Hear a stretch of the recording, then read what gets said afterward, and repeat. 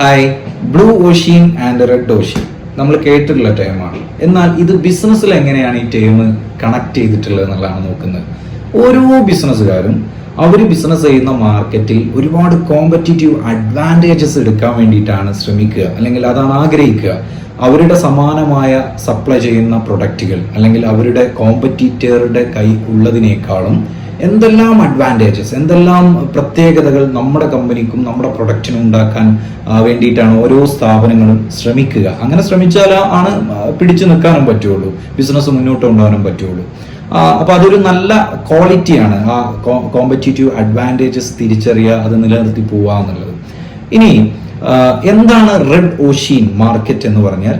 Competition ഏറ്റവും കൂടുതലുള്ള മാർക്കറ്റാണ് റെഡ് ഓഷ്യൻ മാർക്കറ്റ് എന്ന് പറയാം. നമ്മുടെ അതേ പ്രൊഡക്റ്റുള്ള ഒരുപാട് സ്ഥാപനങ്ങളും ഒരുപാട് പ്രൊഡക്റ്റുകളും സമാനമായ വിലയും അങ്ങനെയുള്ള ഭയങ്കര കോമ്പറ്റീഷനുള്ള മാർക്കറ്റാണ് റെഡ് ഓഷ്യൻ മാർക്കറ്റ്.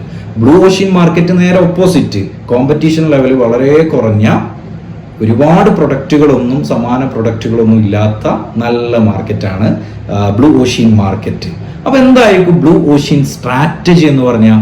റെഡ് ഓഷ്യനിലാണ് നമ്മുടെ സ്ഥാപനമെങ്കിൽ ബ്ലൂ ഓഷ്യൻ മാർക്കറ്റിലോട്ട് മൂവ് ചെയ്യുന്നതിനെയായിരിക്കും ബ്ലൂ ഓഷ്യൻ സ്ട്രാറ്റജി എന്ന് പറയുന്നത്. ഇപ്പൊ നമുക്കറിയാം GCC ഒക്കെ റെഡ് ഓഷ്യൻ മാർക്കറ്റാണ്, ഭയങ്കര കോമ്പറ്റീഷനും ഒരുപാട് സപ്ലൈസും സമാന രീതിയിലുള്ള ഒരുപാട് പ്രൊഡക്റ്റുകൾ ഇവിടെ ഉണ്ട്.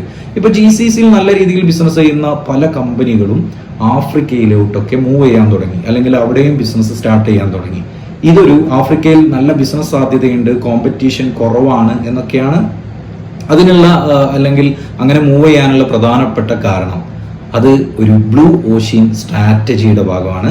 അപ്പോൾ രണ്ട് പുതിയ team, blue ocean and red ocean.